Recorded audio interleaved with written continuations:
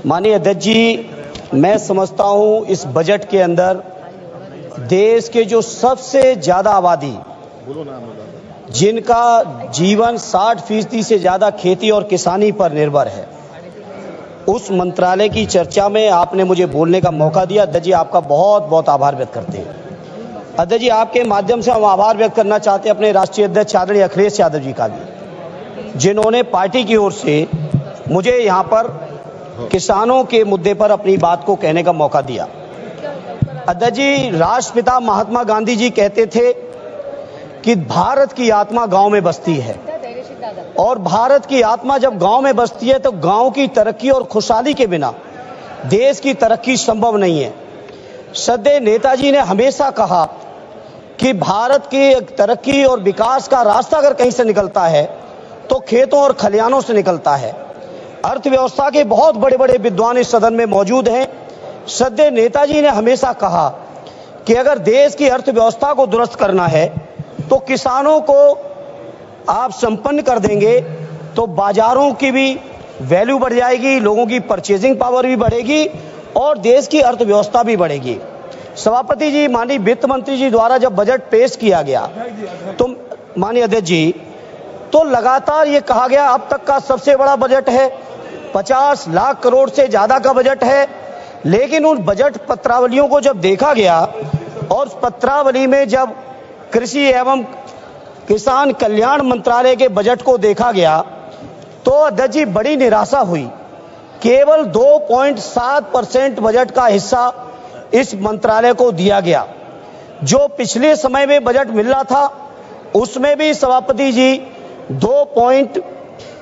2.8% की कमी सभापति जी इसमें कर दी गई। इसलिए मैं समझता हूं बीजेपी के लोग, ये एनडीए की सरकार भाषण चाहे जितना दे ले किसानों के लिए, लेकिन दिल में किसानों के लिए नफरत लेके बैठे हुए हैं। अगर नफरत लिए न बैठे होते तो इतने बड़े बजट में किसानों के लिए बजट में कटौती क्यों की जाती।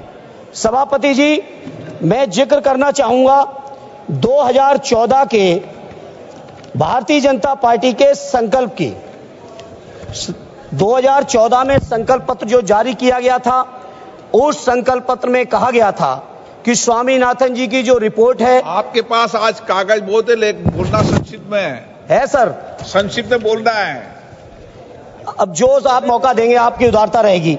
सभापति जी, 2014 के संकल्प पत्र में कहा गया कि स्वामीनाथन जी की सिफारिश के अनुरूप जो किसानों की लागत है, जिसमें लागत में श्रद्धेय नेताजी कहते थे और उसी बात को स्वामीनाथन जी ने भी कहा, किसान की अपनी मेहनत, अपने परिवार की मेहनत, उनके जो पशुओं की मेहनत, खेती की जो वैल्यू है उस वैल्यू का जो मार्केट में ब्याज होना चाहिए, सारी की सारी चीजों को अगर मिला लें, जिसको स्वामीनाथन जी ने फार्मूला दिया था C2 का, C2 प्लस 50%, माने लागत का 1.5 गुना समर्थन मूल्य। 14 का वादा है आपके चुनावी घोषणा पत्र का मंत्री जी, और 14 से आज 25 आ गई है।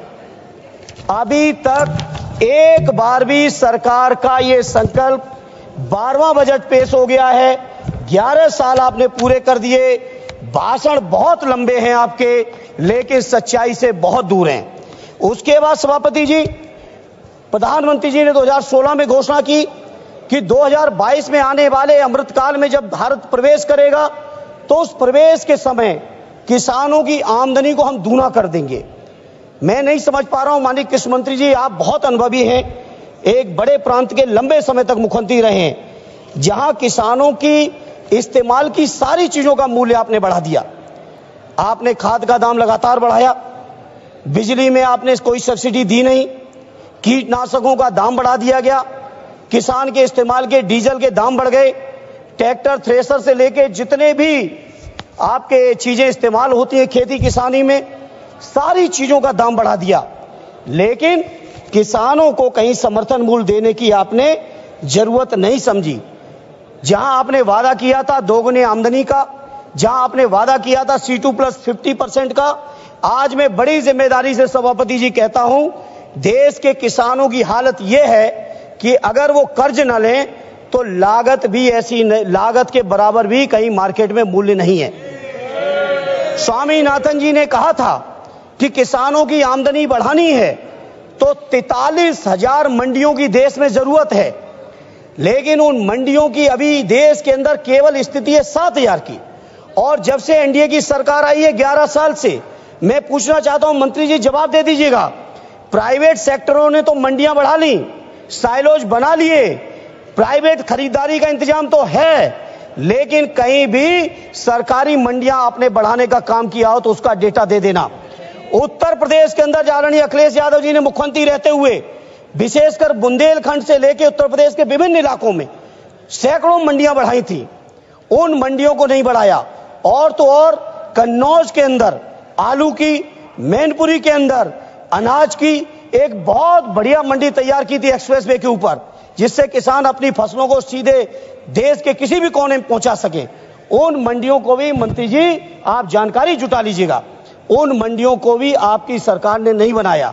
और मैं ये बात मैं इसलिए कह रहा हूं क्योंकि जब सत्ता पक्ष की तरफ से कोई खड़ा होता है तो डबल इंजन की बातें करते, डबल इंजन की बातें करते।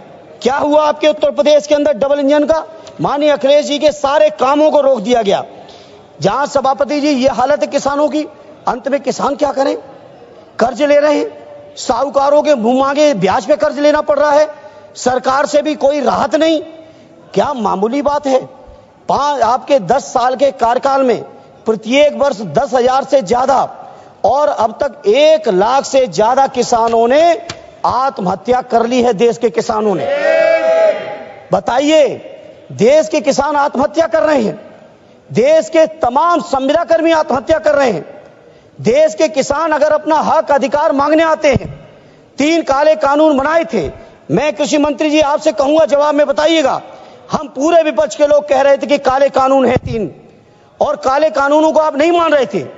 किसानों ने यहां पर महीनों दिल्ली में सर्दी गर्मी बरसात सारे मौसम झेल के आंदोलन किए, 750 किसान शहीद हुए। उन शहीद किसानों को आज तक आपकी सरकार की तरफ से, जहां देश की 5वीं अर्थव्यवस्था है, तीसरी होने वाली है, वहां एक परिवार को मुआवजा आपने नहीं दिया। सर, यह है आपकी सरकार।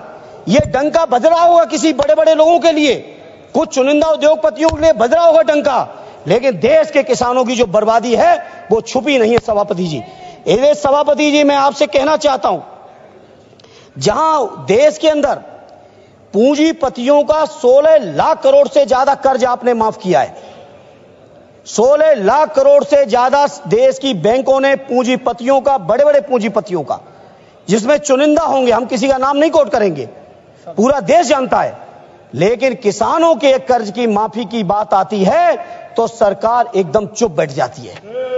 यही आपका किसानों के प्रति प्रेम है।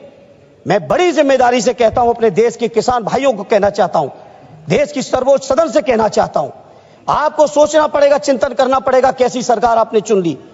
कितना प्रधानमंत्री जी के नाम पे झूठी बातों को आप विश्वास कराओगे लोगों को? अरे कितना दिया है उससे एक मिनट शब्द, जितना दिया है सुन लो, उससे ज्यादा आपने जो यूरिया की बोरी 50 से 40 कर दी, उसमें काट लिया है, उससे ज्यादा आपने जीएसटी में वसूल लिया। आप बताओ ट्रैक्टर पे कितना जीएसटी है, यूरिया पे कितनी जीएसटी है, कीटनाशकों पे कितनी जीएसटी है? जीएसटी के माध्यम से आपने वसूल लिया है। एक हाथ से 1 रुपया देते हो, दूसरे हाथ से 10 रुपए खींच लेते हो किसानों से। किसान सुन रहे हैं देश के, इसलिए मैं सभापति जी कहना चाहता हूं, आज किसान मजबूर है।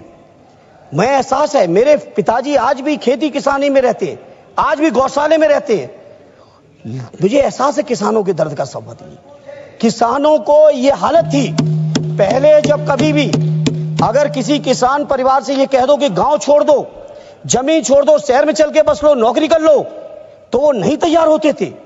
और आज सभापति जी किसान इतना मजबूर हो गया है कि खेती छोड़ के शहरों में रिक्शा चलाने को तैयार है, शहरों में आपके मजदूरी करने को तैयार है, कोई भी काम करने को तैयार है। अब किसानों ने समझ लिया है कि उनका और उनके बच्चों का भविष्य अब खेती में नहीं रहा। और यही कारण है, बहुत से सर्वे आए देश में, जब पूछा गया किसानों से कि आप खेती करना चाहते हो कि नहीं करना चाहते हो, मेजॉरिटी के किसानों ने कह दिया कि हम खेती नहीं करना चाहते। ये हालत है। देश के 50% से ज्यादा किसान आज भी हैं सभापति जी, जो कर्जों से डूबे पड़े हुए हैं।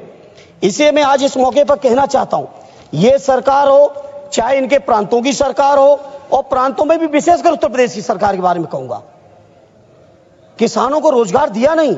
हां, एक रोजगार माननीय मंत्री जी आपकी सरकार ने किसानों में दे दिया, और किसान परिवार के सभी लोगों को दे दिया, चाहे 2 डिग्री टेम्परेचर हो, 3 डिग्री टेम्परेचर हो, कोहरा हो, तुषार हो, बारिश हो, मूसलाधार बरसात चल रही हो, या गर्मी की तपन हो 50 डिग्री से ऊपर की, हर परिस्थिति में किसान परिवार की महिलाओं को, किसान परिवार के बच्चों को, किसानों को स्वयं अपने खेतों की रखवाली करनी पड़ रही है पूरे उत्तर प्रदेश के अंदर छुट्टा जानवरों से।